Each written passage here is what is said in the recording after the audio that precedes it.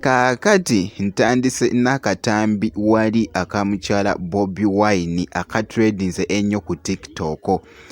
Kaakano mu kusooka nange esose neŋŋamba omukyala ono ali mu kulya ki?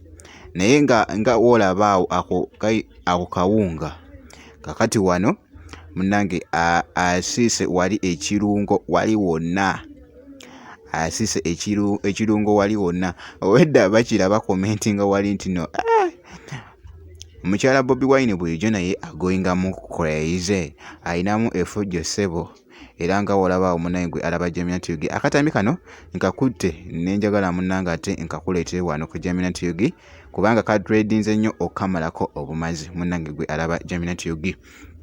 Naye nga bwekiti ate bwe kitambudde wali omukyala ono mukyala Bobi Wine abadde ali mu kulya awo nga wolaba embuzi nga agisiise okamala wali ate ku beach Busaabala wali wonna munnange gwe alaba Gemina TV. Awo ng'ate nvuddewo nkutte wali akatambi ak'okubiri.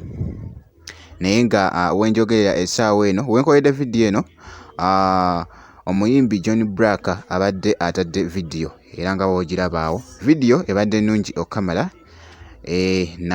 namala vidiyo emaze neba nga efulumye wali eya John Black oluyimba wali olwa John Black vidiyo yo amaze n'agita era nga bolaba awo vidiyo gubadde muzigo mwerere osobola omukyekingako ate wali wonna munnange gwe alaba Gemina TV. Naye nga ate awo nga nvuddewo nkutte wali akatambi ak'okubiri wali Swags Avenue wali wonna munnange baddidde oluyimba wali mu alubamu yaabwe wali alubamu eno egenda kubeeramu abayimbi ba Swags Avenue bonna bagenda kubeera nga balimu eno mu alubamu munnange gwe alaba Gemina TV.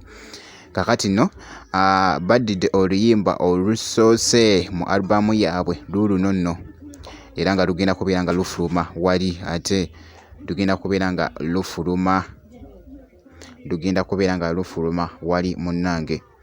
Kakati oluyimba luno balutuumye wali God yeah bad wali wonna ate munnange gwe alaba Gemina TV. Of course bwe kitambudde so ngenda kubeera nga ate nga nkomawo ne update endala checking up.